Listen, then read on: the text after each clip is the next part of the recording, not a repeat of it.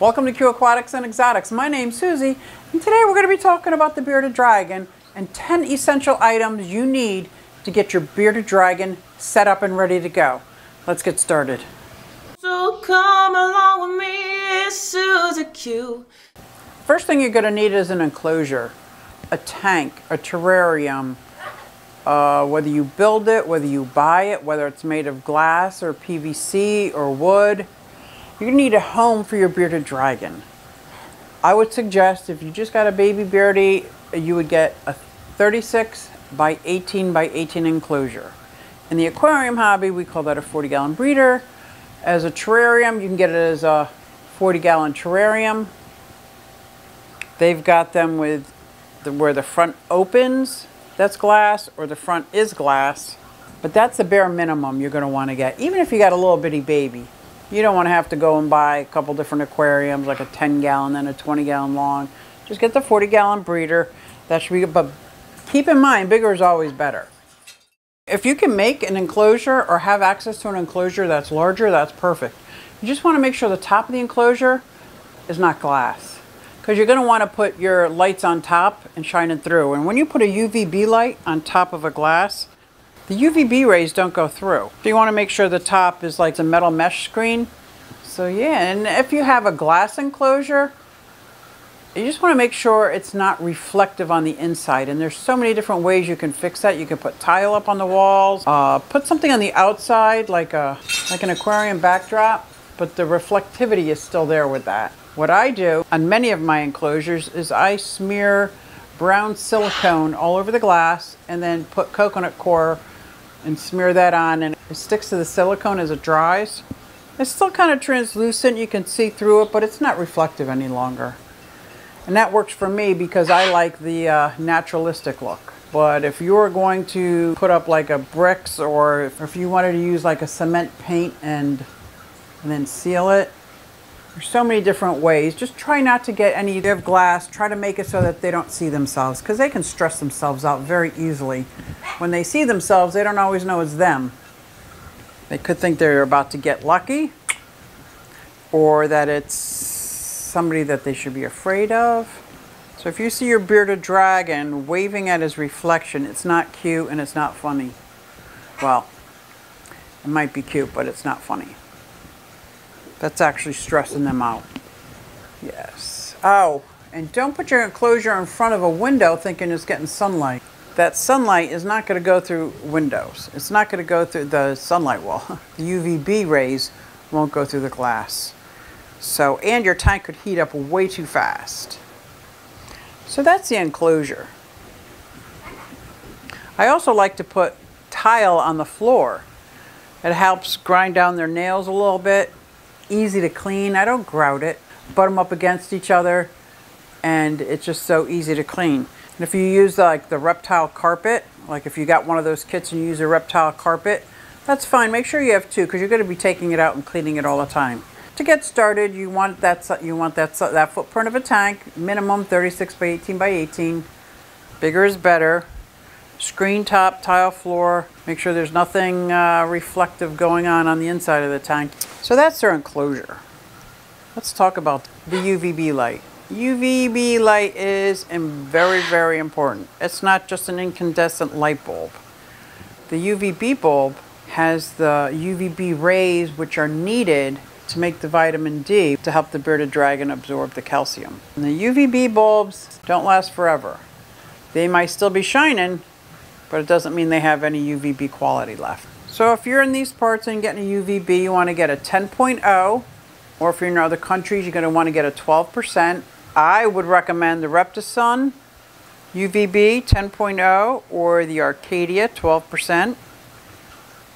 Whether you get the screw-in bulb or the T5, that's up to you. I stick with the reputable brands because it is that important. I'll cheap out on some other stuff, trust me, but not my UVB.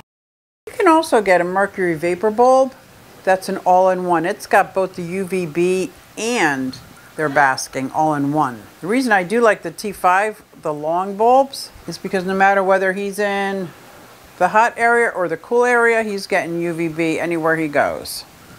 But besides those bulbs, you're also going to need a basking light. I'm going to talk about the basking light and put him back. So now that we have the enclosure taken care of and the UVB taken care of, you're also going to need a basking area. The basking spot you're going to want between 95 and 100 degrees, and it's going to generate some belly heat. So I like to use a big rock or a big piece of slate. So the basking light from the top is actually heating up the rocks. So when my bearded dragon lies on the rock, he gets that belly heat, which helps us increase his appetite. It also helps in the digestion. And by having the UVB light, hello, and the basking light to create that, and your 36 or 48 inch, you're going to create a gradient temperature. So you're going to have a basking hot area, we'll call it. It's 95 to 100 degrees, and it gently cools down to an ambient temperature of about 75 degrees. It's just going to be like your hot area, cool area. And I make sure I don't put his food in the basking because it'll just fry up the vegetables and everything else like so. Somehow or another, you're going to need to figure out, is that spot getting up to 100 degrees? And that brings me to my next. You're going to want a thermometer, hygrometer. So this gives the actual temperature of the room is 73 degrees. On low it was 72 degrees, and at high it was 73.9 degrees throughout the day. 43% humidity. That's what this room is. Now this room is a little higher humidity than some rooms because I have the 2 fish tanks. I have all my plants that are sitting in water. A lot of them are sitting in leca and water, and they get misted. So the humidity in this room is just a tad bit higher than it might be, let's say, in another room. So now I keep this on the cool side of his enclosure so I can see that there's a gradient temperature going from the hot spot to here. So this will show me what the humidity level is and the temperature of the cool side. And the temperature gun, the digital temperature gun, I'll leave a description below, and I can point it right on the laser and make sure it's up to par. Right now we're just going to get you started. We're going to get you started with that basking light hitting 100 degrees. And let's say you bought one of those kits and it came with a heat rock that gives belly heat. You can use that. Go ahead and get it set up in your aquarium and pull the cord through. Don't plug it in. Do not plug that heat rock in. If you have your basking light on top of that, it'll heat up that rock enough for the belly heat. But if you plug that heat rock in, they have been known to burn animals. So if you got it and want to use it, go for it. Just don't plug it in. Okay? I can't say this enough. If you bought one of those kits and you got one of those heat rocks for free, you can set it up because they do look pretty cool. It looks like terracotta. Do not plug it in. The basking light on top, beating down on that will give you enough belly heat with the right basking light. So now we got the tank, we've got the UVB sitting on top of the screen with the basking light of 95 to 100 degrees over there with the cool spot with your thermometer, hygrometer telling you what the humidity is and the temperature is. You have your hot to cool. Now let's talk about places for your bearded dragon to hide. This you might want to start off with 2 little guys. If you have a little bearded dragon, you might want to start off with 2 smaller hides. But you can do anything from a half-round log. You can build your own. If you build your own out of rock and slate, just make sure it's sturdy. Make sure it's sturdy because animals will climb and will agitate them. But any way you want to make it, you're going to want to hide so he can get out of the light if he wants to. Right? Or he just wants to feel safe, or he just wants to go into darkness. I make 2, one on the hot side and one on the cool side, so he can pick where he goes. And there are times he goes on top of the hide, so he has all these different gradients of temperature. Being a cold-blooded animal, that's how he's going to control his temperature. By getting closer to the heat, farther away from the heat, in the cool darkness, he can go all over, okay? This gives him plenty of options on where to hide. So make sure you have 2 hides. The 6th thing on my list that you're going to want is a food and water dish. I like the kind that come together. One is flat, the other one's a little deeper, because you're going to want the two anyway. If your bearded dragon is getting water to drink, I'm not saying whether you want to leave it in there or not. There's so many judgy people up there. As long as humidity is at about 40% or less, you can leave the water dish in there. If you live in a place where it's already 50%, you're not going to want to keep the water dish in there. You're not going to want to add to the humidity. You're going to want to give, but you're still going to give your bearded dragon water.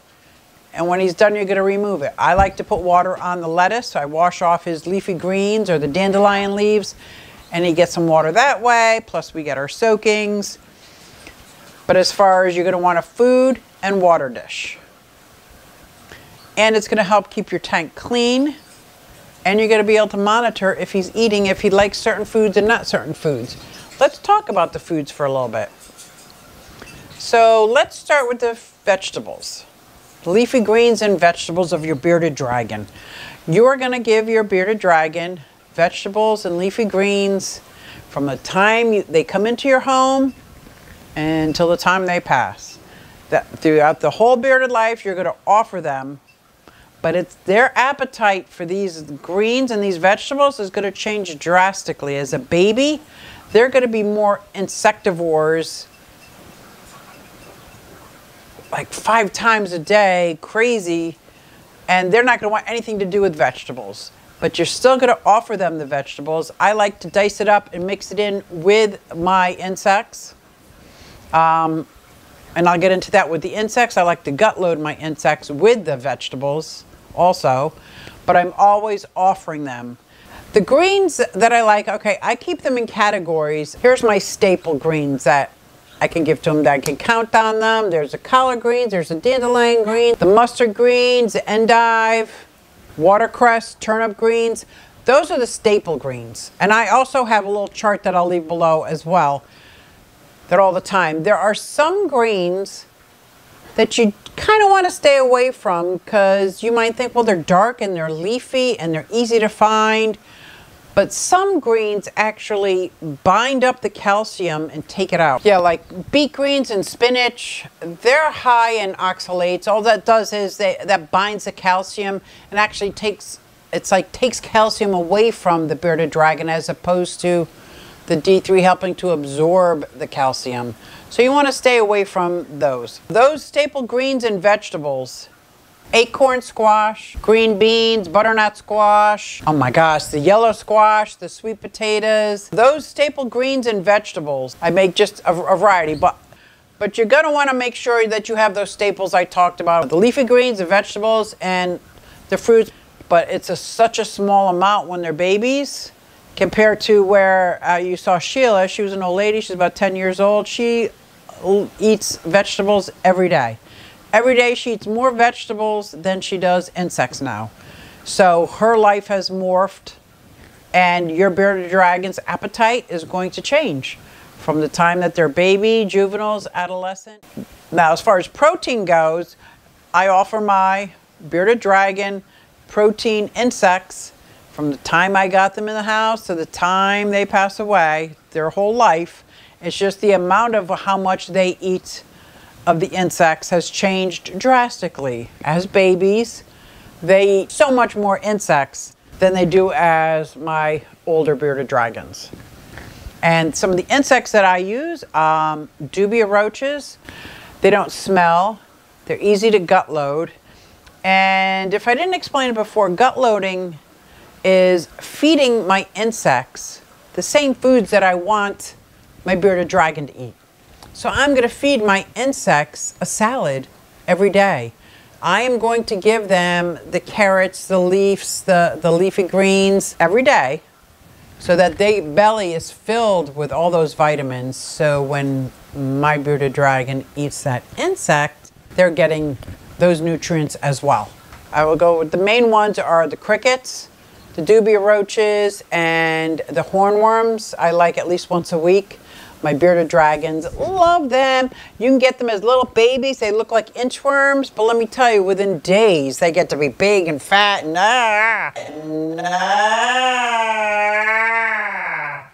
So if you got a little baby bearded dragon, get the baby ones and make sure you only get 1 or 2 because otherwise they're going to be too big to give to your bearded dragon. Size-wise, you want to make sure we see where their two eyes are? That space in between their two eyes, that's about the size of the insect that you're going to want to use. So as your bearded dragon gets older, the insect can get larger. But when they're just a baby and their space between their eyes is this big, that's how big the cricket should be, or that's how big the dubia roach should be. And we can get into the occasional mealworms and superworms in my care video. I do that for variety, but I feed them in such a special way, especially when they're babies, like with the tongs, and I kind of like tong their head. Anyway, I'll get into that. I'll get into that later. The staples for the insects of mine are the crickets, which I try to keep them alive for a couple days while I gut load them and then feed them to my animals. My dubia roach, I actually have a colony of dubia roaches that I grow so that I don't have to buy them. They don't smell. They're easy to feed, easy to clean. They can't get out of their enclosure, so I don't have roaches running around my house. They're just an easy way for me to make free food that my bearded dragons and all my insectivores love. I tried breeding crickets once, not for me. I couldn't take the smell. I couldn't take the noise. It just wasn't for me. It might be for you, but it wasn't for me. But you can always go to your local pet store and get what they have. They have live crickets and live dubia roaches. They have the hornworms there. Just gut load them. I chop up the vegetables real tiny when they're little, and mix it in with the actual animal, the actual insect, so they can see the insect, and they have to like dig past, and they get some vegetables on them, and they get a little taste for it. Start to acclimate my bearded dragon to the vegetables. But keep in mind, when you have a baby bearded, it's going to be a lot less, so you're not going to need a whole lot of them in the beginning. As they get older and as they grow, the salad's going to grow and the insects are going to shrink a little bit. But in the beginning, you're going to be feeding them 5-6 times a day. Lots of insects, lots of little baby insects that fit between their eyes. But as I'm feeding my bearded dragon, that brings me to the next item that you're going to want to make sure you have on hand is the vitamins and calcium powder. Because that I sprinkle on their food every day. They're going to either get the calcium or the vitamins. I wanted to emphasize the importance and how much your bearded dragon can be hurt if not getting enough calcium or vitamins. And just because you're dusting your insects with calcium doesn't mean they're absorbing it. You need that vitamin D, and you're going to get that through the UVB bulb. If your UVB bulb goes bad, it might not be very effective in producing the vitamin D needed to absorb the calcium. Without absorbing the right amount of calcium, there's this horrible disfiguring disorder, the metabolic bone disease, otherwise known as MBD. You got to be so diligent with dusting your insects and your salad with calcium. And a couple days a week, instead of the calcium, use the vitamins. Here's the two that I recommend. If you're using a mercury vapor bulb, you may not need the calcium with the vitamin D. I use a UVB bulb in most of my setups. So I get the calcium with vitamin D, and then I get the multivitamins. And when you get your vitamins and your calcium, look at the expiration date. Make sure they haven't been sitting on a shelf for 10 years. You don't want it to lose its potency. I dust their food. I see if they're eating their food or not. We went over their food and their calcium. Next, we're going to go over something to climb on. Bearded dragons are climbers. They're not arboreal. Like, they're not going to climb like the parrot, and they're not going to climb like a crested gecko or anything like that, but they are climbers. So any branches that you can put up there or steps, you can decorate it as you want. Just make sure that they can climb. And climbing does so many other things. It brings another level and a whole nother play area, rest area, hide area for them. But it also brings them closer to the heat or farther away from the heat, depending on what they like. You can get these little hammocks that suction cup up that they can just lie on. They make them out of like that green plastic net. They also make them out of the straw, this kind of stuff, the itchy stuff. But it's for them, it feels good when they're shedding and they're coming down. Now, how you decorate the tank is totally up to you. I prefer more naturalistic, desert-like setup, but you can have anything you like. If you're into SpongeBob under the sea, or if you're into Spaceship Galactica, I've seen so many bearded dragons that have a living room set up. They got a couch they can climb on, they got rugs, and they got hides underneath their fake TV and things like that. Anything you want. As long as you have these 10 essential items, how you decorate is your choice. Your bearded dragon is going to love it if you love it. I don't think a bearded dragon looks at it like, well, that's not what it looks like where I come from. I just don't really think that's happening. So some added things you might want to get, you think about getting that are kind of optional, but maybe not. I have a spray bottle that I keep very warm water in. So if I see that they're shedding and they might need a little extra help there, I also have a 10-gallon aquarium or just a Tupperware that you could pull out and put warm water in and give them a little soak. I call them a bath, a soak. A bath time with beardies is pretty fun. I got a video here that I did with the bath time with all my beardies when they were all little. So I hope you enjoy your bearded dragon. We got the enclosure with the screen lid. We got the UVB. We have the basking area. We got the 2 hides. We got the thermometer and the hygrometer. The food and water dish. We got your greens and vegetables. We got your insects. We got your calcium and vitamins. We got something to climb on. Those are 10 essential items you're going to need to get your bearded dragon started. Let me know if you have any questions, and if you think I missed anything, put it in the comments below. I would love to hear what other items you think is a necessity to get a bearded dragon set up. Thanks, guys, and I'll see you next time.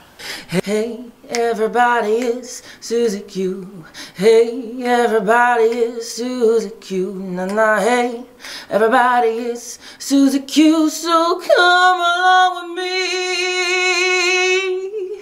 Said